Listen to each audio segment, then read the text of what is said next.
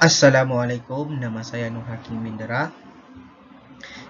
Pengertian manusia menurut Islam. Manusia menurut pandangan Islam adalah makhluk Allah Subhanahu wa taala yang memiliki unsur dan daya kebolehan, yang memiliki jiwa dengan ciri-ciri berfikir, berakal dan bertanggung jawab kepada Allah Subhanahu wa taala, yang diciptakan dengan memiliki akhlak. Secara terperinci, manusia merupakan makhluk yang sempurna dan mulia, makhluk yang bertanggung jawab, khalifah dan hamba Allah, serta makhluk yang berakhlak. Pengertian manusia menurut Kristen pula, kisah penciptaan manusia dibahas dalam Alkitab. Manusia adalah ciptaan Allah yang ditempatkan sebagai ciptaan utama sebagai pelayan pekerjaan Allah. Manusia diciptakan sebagai gambar atau ciptaan Allah dengan pengetahuan, kebenaran, dan kekudusan. Sebagai gambar atau ciptaan Allah memiliki kehendak bebas, yang mana manusia memiliki kemampuan untuk taat atau tidak pada hukum Allah itu. Manusia itu adalah paling luhur, memenuhi standar kebenaran Allah serta menerima janji pengampunan Allah. Proses kejadian manusia menurut agama Islam dan agama Kristen. Di dalam topik ini kita dapat lihat daripada dua perspektif, iaitu perspektif agama Islam dan juga perspektif agama Kristen. Pertama sekali kita melihat daripada perspektif agama Islam, di mana di dalam Al-Quran jelas menyatakan bahawa terdapat 6 proses kejadian manusia. Yang pertama adalah nutfah. Nutfah ini adalah satu proses percampuran air mani daripada proses pensenyawaan yang terdiri daripada lelaki dan juga perempuan. Dan nutfah ini jugalah merupakan proses yang pertama, di mana ia akan menjurus kepada proses-proses yang seterusnya. Proses kedua adalah alaqah. Alaqah ini selalunya berlaku pada hujung minggu pertama, ataupun dalam erti kata lainnya berlaku pada hari yang ketujuh. Alaqah ini dapat didefinisikan sebagai segumpal darah. Ia juga membawa maksud kepada sesuatu yang bergantung ataupun melekat. Peringkat alaqah ini berlaku daripada minggu pertama sehingga minggu yang ketiga di dalam alam rahim. Seterusnya, proses mudghah, di mana proses ini selalunya berlaku pada minggu yang keempat. Di dalam proses ini telah pun terjadinya perbentukan otak, saraf tunjang, telinga dan anggota-anggota yang lain. Dikatakan juga bahawa di dalam proses ini sistem pernafasan bayi juga sudah terbentuk. Darah-darah mula mengalir mengikut saliran yang terbentuk secara semula jadi, dan menyebabkan jantung bagi seorang bayi mula berdegup. Bukan itu saja, di dalam proses ini dikatakan juga bahawa darah akan terus mengalir dengan banyak sehingga dapat membekalkan oksigen dan pemakanan yang secukupnya. Proses yang seterusnya kita dapat lihat adalah izam dan lahim, di mana selalunya proses ini berlaku pada minggu yang kelima, minggu yang keenam dan minggu yang ketujuh. Di dalam proses ini telah pun berlakunya pembentukan tulang-tulang, di mana selepas pembentukan tulang berlaku akan berlakunya proses pembentukan otot-otot, di mana akan menyelubungi rangka-rangka tersebut. Pada minggu ketujuh dinyatakan bahawa mulanya satu pembentukan sistem yang kompleks, di mana pada tahap ini perut dan usus, seluruh saraf, otak dan tulang belakang mula terbentuk. Seterusnya, proses nash'a kalkan akhar. Proses ini berlaku pada minggu yang ke-8, di mana ia adalah pertukaran daripada embrio kepada janin. Di dalam proses ini dikatakan bahawa pada bulan yang ketiga semua tulang janin telah pun terbentuk dengan sempurnanya, dan juga dinyatakan bahawa pada bulan keempat pembentukan urip telah pun menjadi cukup lengkap, sehingga menyebabkan baki proses bayi dalam kandungan hanya untuk menyempurnakan semua anggota badan yang sudah wujud. Walaupun perubahan tetap berlaku, tetapi perubahan itu hanya pada ukuran bayi sahaja. Seterusnya, proses yang terakhir iaitu nafkhur ruh, di mana proses ini adalah proses peniupan roh ke dalam janin selepas 5 proses yang sudah saya sebutkan sebentar tadi. Menurut para ulama, peniupan roh berlaku selepas 40 hari dan selepas terbentuknya organ-organ tubuh yang sudah pun lengkap. Seterusnya kita lihat daripada perspektif agama Kristian, di mana di dalam kitab Bible ada dinyatakan bahawa konsep kejadian manusia adalah dirujuk kepada penciptaan Adam dan Eve. Jika kita lihat daripada konsep kejadian Adam, ia dinyatakan bahawa terdapat dua aspek yang dapat dirungkai melalui pembentukan manusia daripada kejadian Adam. Aspek yang pertama adalah aspek fizikal, di mana Adam dikatakan bahawa dicipta daripada tanah. Sebagaimana dalam kitab Bible, kitab suci agama Kristian telah pun menyebut bahawa Tuhan Yahweh pencipta Adam daripada debu tanah.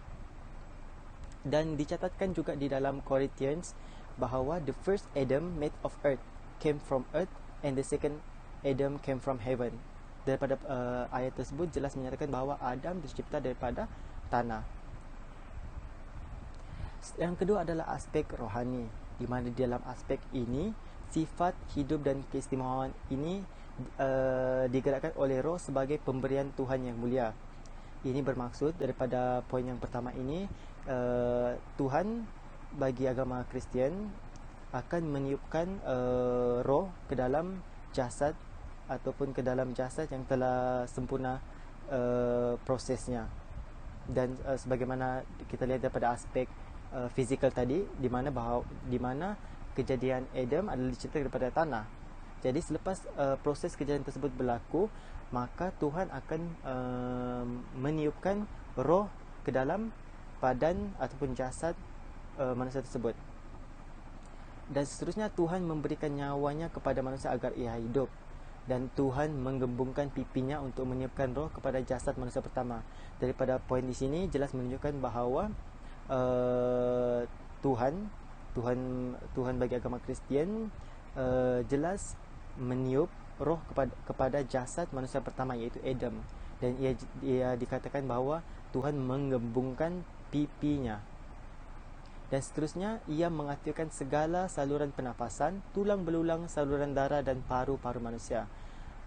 Di sini dikatakan bahawa selepas berlakunya peniupan roh ke dalam jasad manusia pertama, iaitu Adam, Tuhan mula mengaktifkan segala saluran pernafasan, tulang belulang, saluran darah dan juga paru-paru manusia.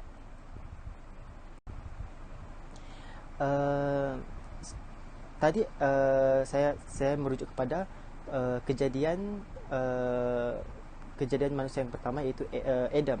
Dan sekarang kita lihat kepada kejadian manusia yang pertama juga selepas kejadian Adam, iaitu Eve. Pembentukan Eve dikatakan dicipta daripada tulang rusuk Adam. Dan di dalam kitab Bible ia menjelaskan bahawa tidak melalui proses ini ia tidak pun mengurangkan sedikit pun keindahan penciptaan Adam.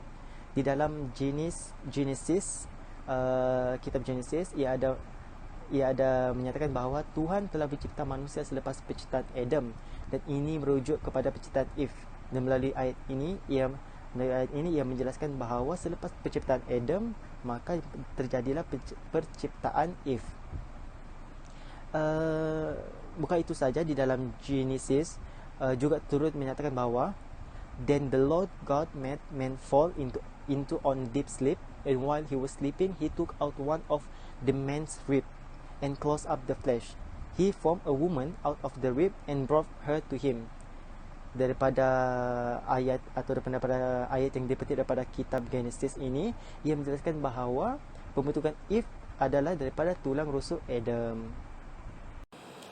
Selamat sejahtera, nama saya Cuthbert Mayor Lajamat Impau Ekus, dan saya akan menyampaikan tentang tujuan dan matlamat penciptaan manusia dari perspektif agama Islam dan agama Kristian.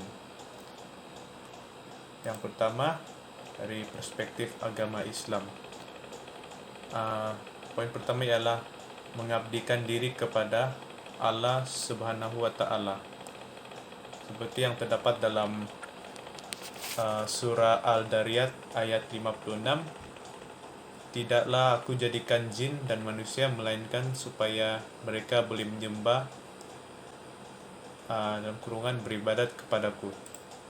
Ini maksudnya ia jelas menunjukkan yang tujuan terbesar manusia dan tujuan utama adalah untuk mengabdikan diri mereka kepada Allah Subhanahu wa taala secara menyeluruh dengan merangkumi semua aspek diri. Ini termasuk setiap yang dilakukan haruslah bersandarkan dengan niat untuk beribadah kepada Allah. Oke. Untuk poin yang kedua, menjadi khalifah fil ard. Tujuan penciptaan manusia menurut perspektif Islam juga adalah untuk menjadi khalifah fil ard. Dalam ayat Al-Baqarah 30, ingatlah ketika Tuhanmu berfirman kepada para malaikat, sesungguhnya aku hendak menjadikan seorang khalifah di muka bumi. Mereka berkata, mengapa engkau hendak menjadikan khalifah di bumi itu orang yang membuat kerusakan padanya dan menumpahkan darah, padahal kami senantiasa bertasbih dengan memuji engkau dan mensucikan engkau. Tuhan berfirman, sesungguhnya aku mengetahui apa yang tidak kamu ketahui. Baiklah, ini maksudnya salah satu cara untuk mengabdikan Allah juga adalah untuk menjalankan misi hidup untuk menjadi khalifah fil ard seperti yang telah diberikan oleh Allah. Khalifah bermaksud pemimpin. Jadi di sini ya bermaksud untuk memperbaiki dan mengurus agar semua yang kita pimpini itu menjadi sesuatu yang baik. Dan itulah maksud menjadi khalifah fil ard. Untuk poin ketiga ialah dan mengejar tujuan akhirat. Seperti dalam ayat An-Nahl 97, sesiapa yang beramal soleh dari lelaki atau perempuan sedang ia beriman, maka sesungguhnya kami akan menghidupkan dia dengan kehidupan yang baik, dan sesungguhnya kami akan membalas mereka dengan memberikan pahala yang lebih dari apa yang mereka telah kerjakan. Jadi apa yang dilakukan manusia akan sentiasa mendapat balasan. Kebaikan akan dibalas dengan kebaikan, keburukan juga akan dibalas dengan keburukan. Jadi ini semua di tangan manusia untuk memilih jalan yang benar demi kehidupan di akhirat nanti. Manusia yang memilih kebaikan sudah tentu Allah yang Maha Adil akan memberi balasan kebaikan yang berlipat kali ganda. Oke, baiklah.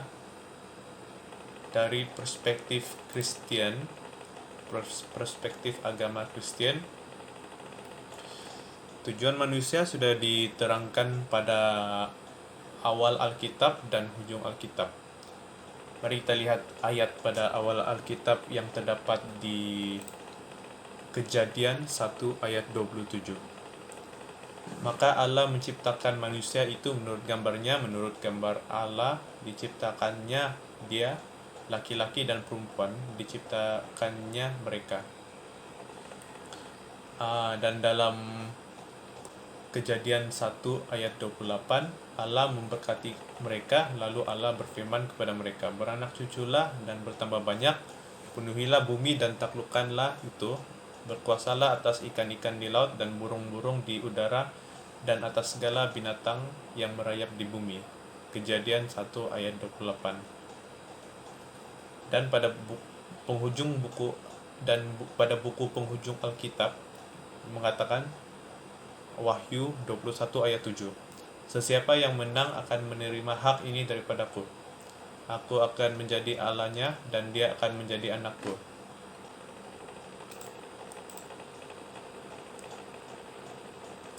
Ini menunjukkan bahwa untuk ayat ini bermaksud untuk memerintah dengan Tuhan atas semua ciptaan dan dengan menunduk kepadanya sebagai anaknya. Dan itu kita dapat melihat bahwa takdir manusia adalah untuk bersama dalam kerajaan dan keluarga Tuhan yang Maha Kuasa. Untuk mencapai takdir tersebut adalah melalui proses mengatasi. Dalam ayat 2 Petrus 3 ayat 9, Tuhan tidak lalai menepati janjinya sekalipun ada orang yang menganggapnya sebagai kelalaian, tetapi ia sabar terhadap kamu kerana ia menghendaki supaya jangan ada yang binasa, melainkan supaya semua orang berbalik dan bertobat. Dan inilah maksudnya proses mengatasi, yaitu bertaubat dan kembali ke jalan yang benar, karena kita sebagai manusia sudah berdosa dan kita hendaklah tetapkan iman kita kepada Tuhan dan menunggu kedatangan Yesus Kristus untuk yang kedua kali agar dapat bersama-samanya di kerajaan surga.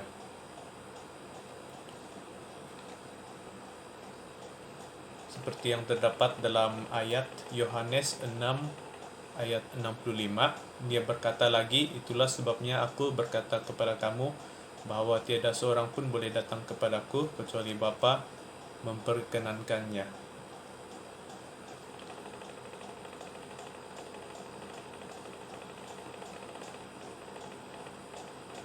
Dan inilah tujuan penciptaan manusia, untuk bersama-sama dengan inilah tujuan penciptaan manusia dari perspektif Kristen, yaitu untuk bersama-sama dengan Tuhan, memerintah semua ciptaan dengan menunduk kepadanya sebagai anaknya, dan juga bertobat kembali ke jalan yang benar, agar pada kedatangan Yesus Kristus untuk yang kedua kali kita dapat mewarisi kehidupan yang kekal bersama-sama dengannya di kerajaan surga. Terima kasih, itu saja untuk saya untuk tujuan penciptaan manusia dari perspektif Islam dan Kristen. Assalamualaikum. Nama saya Muhammad Firdaus bin Abdul Hamid dan saya akan menerangkan tentang perbezaan antara manusia dan juga makhluk lain. Oke, manusia pada hakikatnya sama saja dengan makhluk hidup yang lain. Namun, mereka memiliki hasrat dan tujuan yang pelbagai dan mereka mempunyai tujuan yang masing-masing. Manusia di muka bumi ini berjuang untuk meraih tujuan mereka tersendiri dengan bantuan ilmu pengetahuan. Walau bagaimanapun, terdapat beberapa perbezaan di antara manusia dengan makhluk lain. Perbezaannya terletak pada dimensi pengetahuan, kesadaran, keunggulan yang dimiliki manusia yang tidak ada pada makhluk lainnya. Manusia juga sebagai salah satu makhluk yang hidup di muka bumi ini yang memiliki karakter kehidupan yang paling unik. Oke, seterusnya kita akan pergi ke perbezaan yang pertama.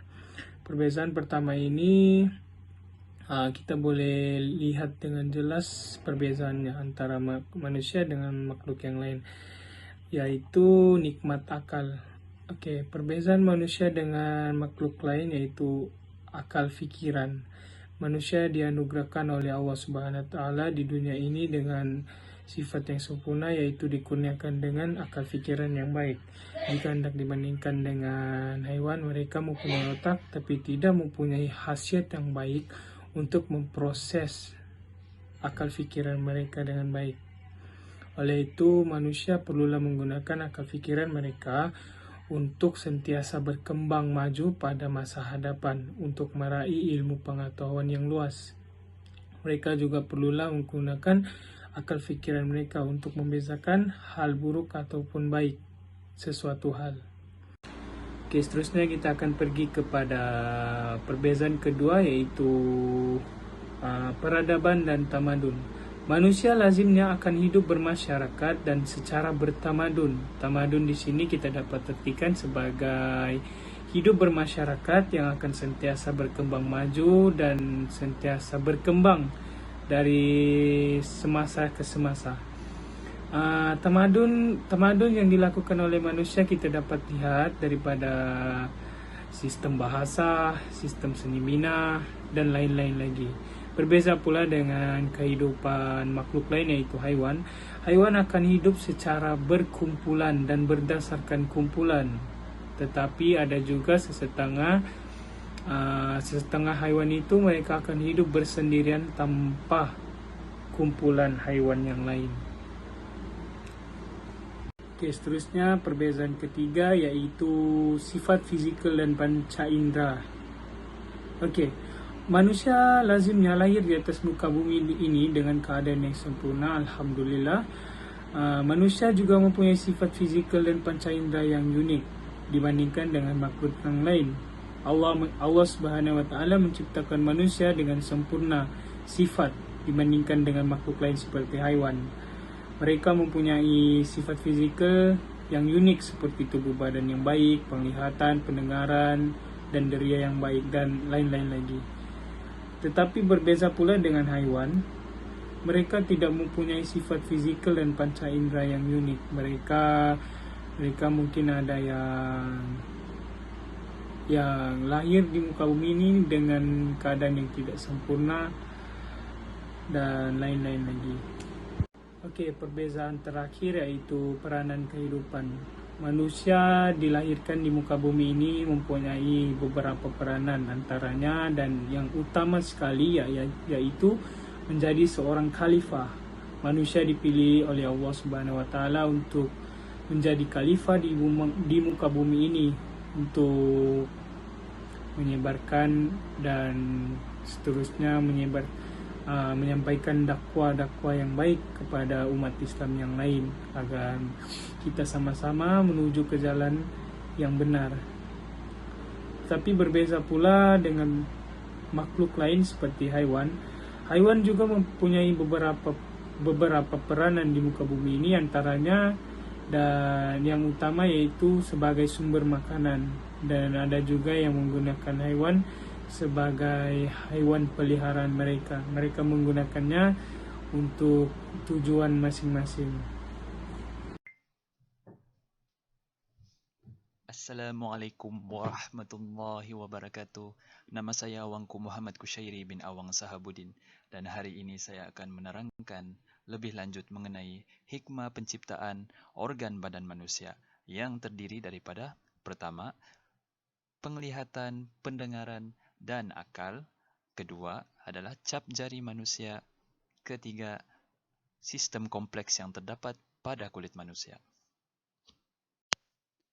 Seterusnya, saya ingin menerangkan lebih lanjut mengenai deria pendengaran, penglihatan, dan akal manusia. Ketiga-tiga deria ini pernah dinyatakan di dalam surah An-Nahl ayat 78, yaitu, dan Allah mengeluarkan kamu dari perut ibu kamu dan keadaan yang tidak mengetahui sesuatu pun, dan ia mengurniakan kepada kamu pendengaran dan penglihatan serta hati supaya kamu bersyukur. Dan daripada petikan ayat Al-Quran ini, kita mampu katakan yang bayi yang dilahirkan tanpa mengetahui sesuatu pun, namun pemahamannya berkembang melalui tiga deria ini, yaitu pendengaran, penglihatan, dan akhirnya hati, yaitu mampu merangsang derianya sendiri, yaitu sedar dan mampu menilai persekitarannya sendiri. Oke, seterusnya ketiga-tiga deria ini pun amat penting dalam penguasaan ilmu atau memahami sesuatu ilmu, yaitu secara berperingkat, yaitu melalui deria penglihatan dan pendengaran terlebih dahulu, lalu kita memahaminya dengan akal.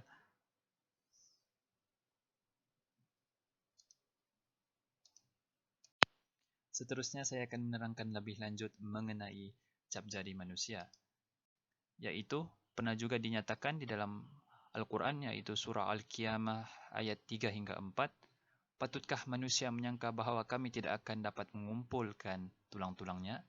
Bukan sebagaimana yang disangka itu, bahkan kami berkuasa menyusun jarinya. Dan daripada petikan ayat ini, kita akan fokuskan kepada jari manusia, yaitu jari manusia ini mempunyai keunikannya yang tersendiri, di mana bentuk cap jari adalah berbeza antara seorang individu dengan individu yang lain. Dan cap jari manusia mempunyai banyak fungsi yang boleh kita gunakan, antaranya sebagai pengenalan kepada seseorang individu yang kita dapat lihat pada beberapa dokumen pada masa ini yang sering digunakan sebagai pengenalan manusia, pengenalan kepada seseorang manusia. Okey. Seterusnya digunakan oleh pihak polis untuk menjejak penjenayah-penjenayah. Dan akhir sekali digunakan sebagai sistem keselamatan, di mana kita selalu lihat pada teknologi pada masa kini digunakan sebagai apa yang disebutkan oleh orang pada masa kini, iaitu password. Dan kita sering kali lihat pada teknologi seperti telefon pintar, di mana ia membenarkan penggunanya untuk meletakkan password apa yang dikenali sekarang kepada teknologi yang digunakan mereka.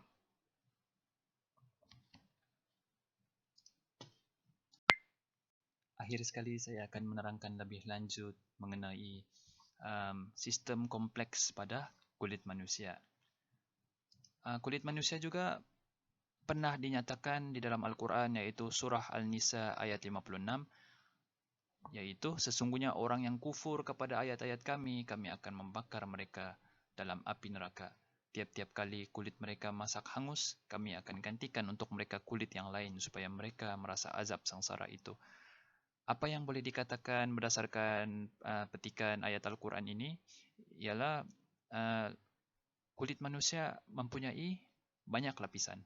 Dan antara 3 lapisan utama pada kulit manusia adalah epidermis, dermis, dan hypodermis. Dan apa yang boleh dikatakan daripada surah ini juga adalah bagaimana sekiranya kerosakan yang terjadi pada kulit manusia, apakah lapisan-lapisan tersebut dan bagaimanakah kulit manusia itu memberi respon terhadap kesakitan dan kerosakan pada kulit itu.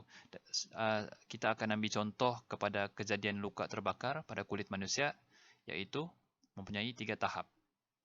Tahap pertama, kerosakan pada epidermis yang mengakibatkan kesakitan sederhana dan bengkak. Kedua, menyebabkan kulit melecur.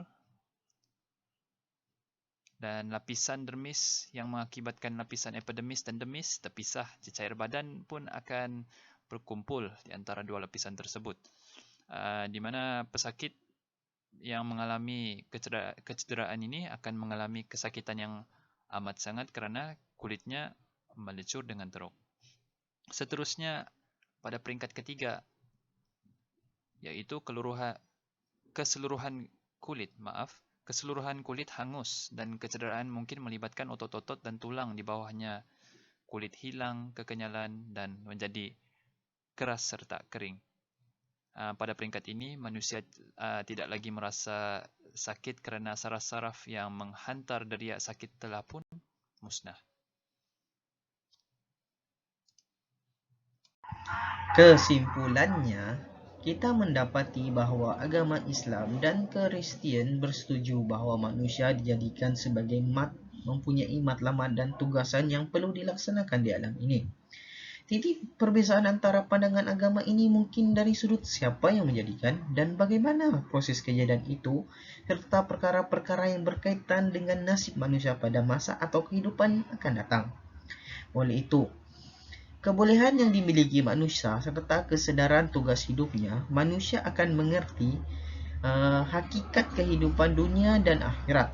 Kita sebagai manusia harus menjadi individu yang berguna untuk diri sendiri dan orang lain. Sekian, terima kasih.